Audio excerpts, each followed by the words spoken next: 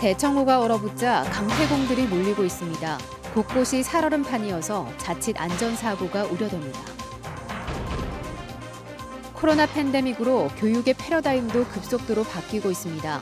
충북 교육이 올해를 원격 미래교육 원년의 해로 선포했습니다. 지방의회 인사권 독립 논의가 본격화됐습니다. 일명 정책부장관을 어떻게 채용할지를 두고도 검토에 들어갔습니다. 시중에 유통 중인 일부 발열조끼 온도가 지나치게 높아 안전기준을 초과한 것으로 나타났습니다. 자발적 리콜이 시행됩니다. 여러분 안녕하십니까? 계속해서 충북 지역 뉴스입니다. 충북의 오늘 한때 모든 지역에 대설특보가 내리며 많은 눈이 내렸습니다. 10cm가 넘게 내린 곳도 있었는데요. 이번 눈이 그친 뒤에는 또다시 추워지겠으니 주의하셔야겠습니다. 허지희 기자입니다. 한파에 얼어붙은 저수지, 그대로 내려앉은 눈이 소복히 쌓였습니다. 말 그대로 하얗게 변한 세상. 오랜만에 가지고 나온 카메라에 곳곳을 담아보고 엄마 손잡고 나선 아이는 눈썰 매장이 따로 없는 설원을 만끽합니다. 얼음 위에 눈도 설경이 보기 좋고요. 소나무 위에 쌓인 눈도 보기 좋아서 그래서 촬영하러 나왔습니다. 가슴도 탁 트이고요. 공기도 좋고 너무 좋습니다. 주요 도로는 종일 제설 작업이 이루어졌습니다. 제설용 소금을 뿌리고 채우고 다시 뿌리는 과정이 쉴 새 없이 이어집니다. 오는 눈이 쌓이지 않도록 밀고 뿌리고 소금 뿌리고 그렇습니다. 한 잠도 못 자고 계속하는 겁니다. 분주한 작업에도 청주와 괴산 등 일부 지역을 제외하곤 눈이 계속 날려 차량도 사람도 제속도를 내지 못했습니다. 일자리 하느라고 거기다가 서류 갖다 내느라 나왔어요. 눈이 많이 온다 그래서 미리 나왔어요. 눈길 사고도 이어졌습니다.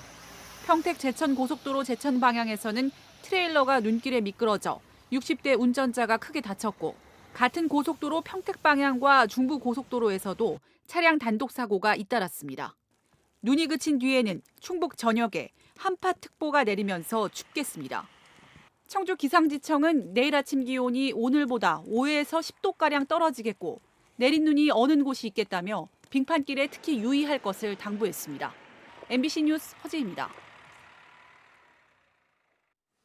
코로나로 갈 곳 없는 사람들이 얼음 낚시를 즐기러 얼어붙은 호수로 몰려들고 있습니다.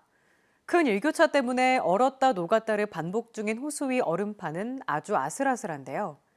지자체와 인근 주민 모두 낚시객 출입을 금지하고 있지만 소용없습니다.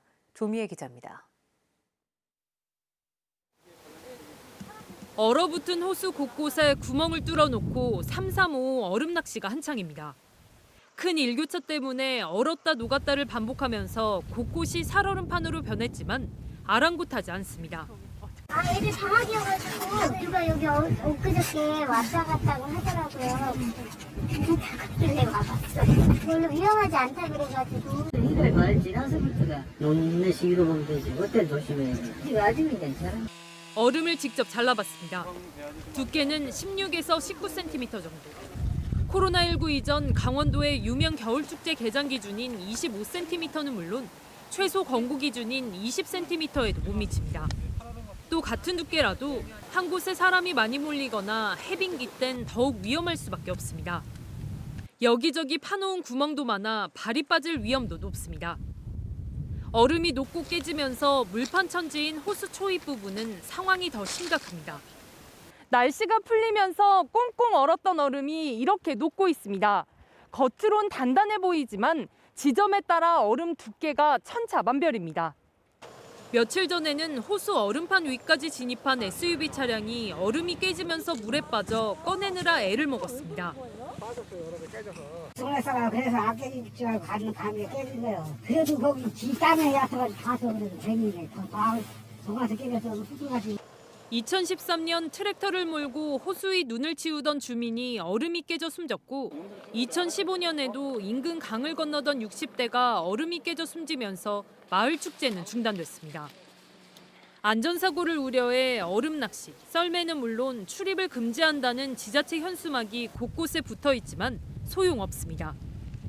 가뜩이나 올해는 코로나19 확산 방지를 위해 주민 안전 요원들이 날마다 8명씩 투입돼 마을 쪽 진입로는 아예 통제하고 있지만 역부족입니다. 주말에는 진짜 여기 차가 못 될 정도예요. 막으면 쌈이나 욕하고 한번 하니까 뭐 막을 수가 없죠. 법적으로 할 수가 있냐 막 이런 얘기 하니까 우리가 황당하죠. 보이는 것만큼 안전하지 않은 해빙기 얼음 낚시. 로프나 긴 나무 막대를 이용해서 이제 도와주시거나 아니면은 저희가 이제 출동할 때를 기다려서 이제 얼음을 잡고 계시는 게 더 안전하다고 보시면 되겠습니다. 아무리 영하권 날씨라도 구명조끼 등 안전장비를 꼭 착용해야 하고 출입이 금지된 곳에는 들어가지 말아야 합니다. MBC 뉴스 조미입니다.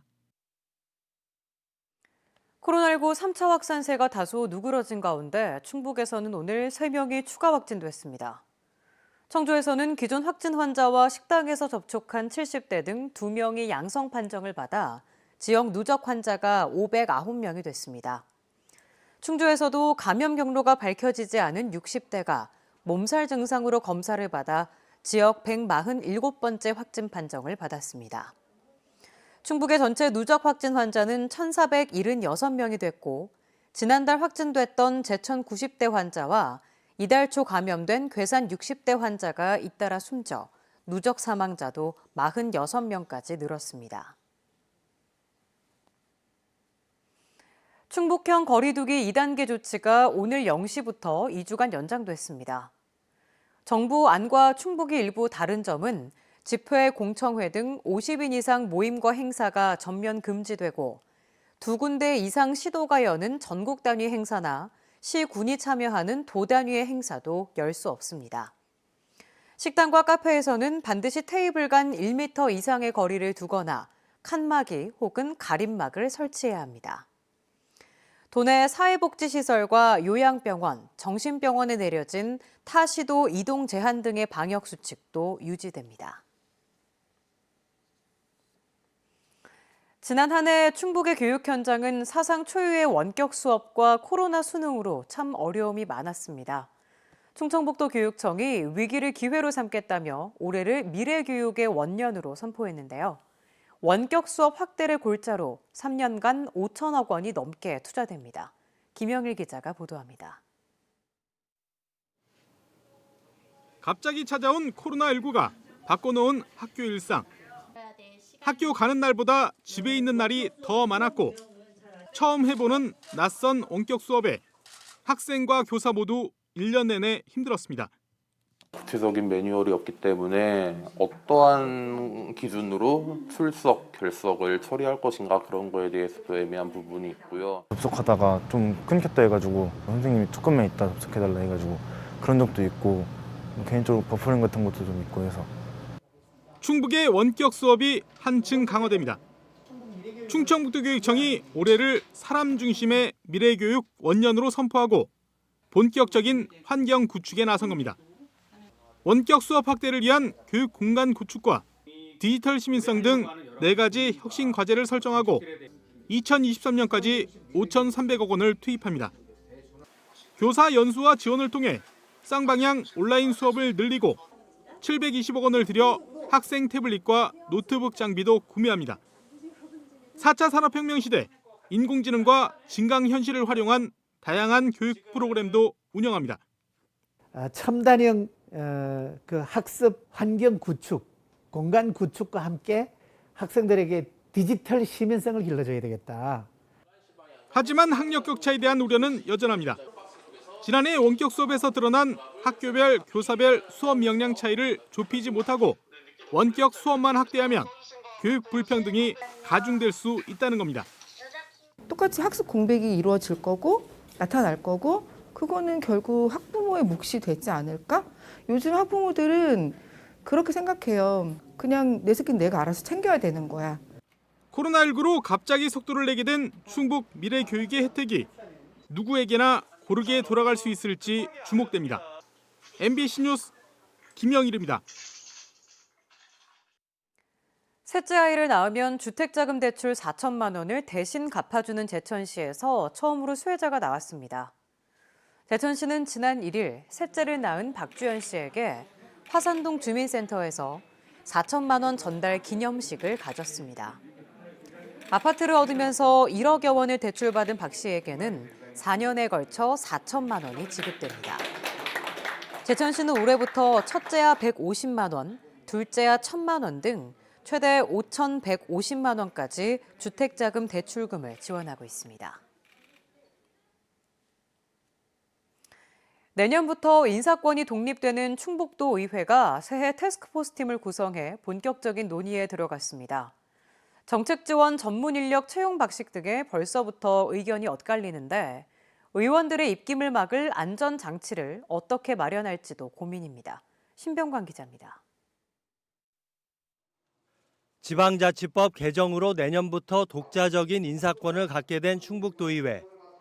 정책 지원 전문 인력도 내년에 8명, 2023년에는 의원 2명당 1명인 16명까지 둘 수 있게 됐습니다. 충북도의회는 태스크포스팀을 구성해 인사권 전반에 걸친 검토 작업에 들어갔습니다. 직무 분석이라든가 그다음에 인사권 독립에 따른 임용과 면직 또 여러 가지 또 조례 재개정 사항 등을 검토해서 시행해 나갈 계획입니다. 일부에서는 의원들의 입김에 인사가 좌우되고 정책 지원 전문 인력이 의원 개인 비서로 변질되는 건 아니냐는 우려도 여전합니다. 규모가 적은 지방의회의 경우 직원 수가 적어 아예 인사 이동 자체가 고민입니다. 도의회와 시군의회 간 인력 교류 필요성까지 거론되고 있습니다. 아주 작은 군 같은데 의원들 7명, 직원 한 5명 이렇게 되는 의회가 있단 말이에요. 그런 의회에 있는 직원들은 그럼 어떻게 할 거냐. 늘상 거기에만 있느냐. 정책 지원 전문 인력 선발은 더욱 첨예합니다. 공무직 등으로 별도로 뽑자는 의견과 일반직 공무원 가운데 전문성이 있는 희망자를 찾는 것이 낫다는 의견이 엇갈리고 있습니다. 이 때문에 정부 시행령이 나올 때까지도 상당한 진통이 예상되고 있습니다. 어렵게 가져온 인사권 독립이 집행부 견제와 지방의회 경쟁력 강화라는 본래의 취지를 살릴 수 있을지 결국 운영할 지방의회의 몫이 될 것으로 보입니다. MBC 뉴스 신병관입니다. 몸에 직접 걸쳐 열기를 유지하는 발열조끼, 날이 추운 요즘 많이들 찾으실 텐데요. 한국소비자원이 시험해봤더니 시중 제품들마다 성능은 각기 달랐지만 이 중에 4개 제품은 안전기준을 초과할 정도로 지나치게 온도가 높아 자발적 리콜을 하기로 했습니다. 이지영 기자입니다. 휴대용 보조 배터리와 연결해 밖에서도 온기를 유지할 수 있는 발열조끼. 한국소비자원이 소비자가 많이 구매한 발열조끼 10개 제품을 시험했습니다. 보온성은 K2 세이프티와 자이로 2개 시험 제품이 매우 우수했습니다. 특수 마네킹을 이용해 체온과 가까운 35도를 유지하는 데 쓰는 전력량을 환산해 보온성을 측정했더니 상대적으로 높았습니다. 발열이 지속되는 시간은 온도 설정 단계에 따라 달랐습니다. 저온에서는 따스미 온열 조끼가 9시간, K2 세이프티의 하이브리드 발열 조끼가 18시간 동안 유지되는 등 차이를 보였습니다. 중간 온도에서도 제품에 따라 6시간에서 15시간, 고온에서는 4시간 반에서 12시간 반까지 벌어졌습니다. 제품에 따라 3단계나 4단계로 조절이 가능했습니다. 발열 부위의 온도가 높을수록 발열 유지 시간이 짧아지는 등 반비례하는 경향을 보이고 있었습니다. 네파 세이프티와 스위스 밀리터리, K2, 콜핑 등 4개 시험 제품은 표면 온도가 반드시 지켜야 하는 최대 온도를 넘어 안전성이 부족한 것으로 나타났습니다.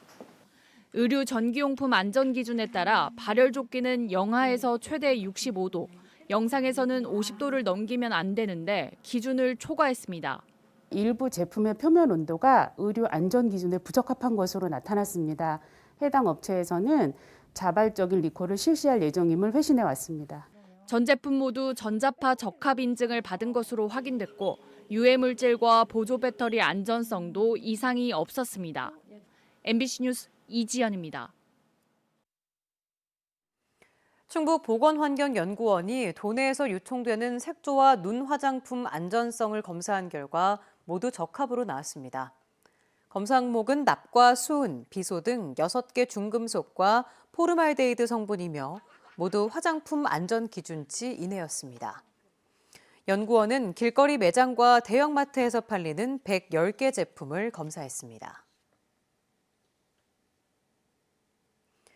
코로나19로 정상 개최가 어려워진 영동 곶감축제가 온라인으로 개막했습니다.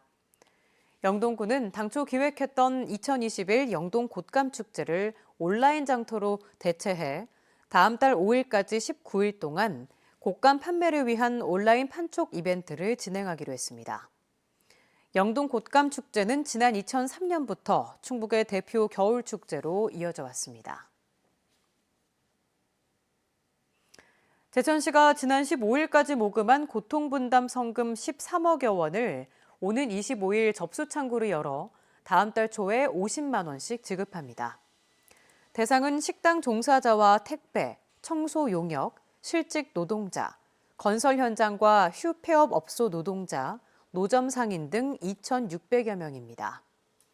이미 소상공인 지원금과 휴업 보상금을 받은 업체는 이번엔 제외됩니다. 충북지역 뉴스였습니다. 고맙습니다.